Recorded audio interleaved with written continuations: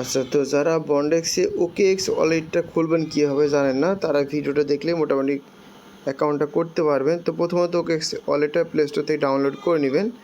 তারপরে আপনার মাঝে এরকম অপশন আসবে আর কি, তো এটাতে ক্লিক করে দিবেন। তো আমরা যেহেতু ওয়ালেট ক্রিয়েট করব, এই জন্য এই যে ওয়ালেট অপশন উপর একটা ক্লিক করে দিব।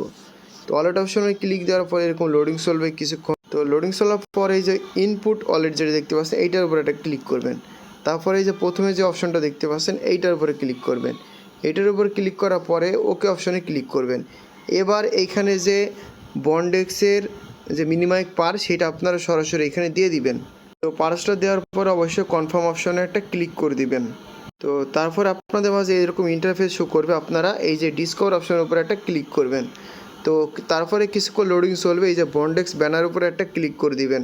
তো তারপর আপনারা সরাসরি এখানে টোকেনগুলো দেখতে পাবেন। তো এইভাবে কাজটা আপনাদের সবাইকে কমপ্লিট করতে হবে।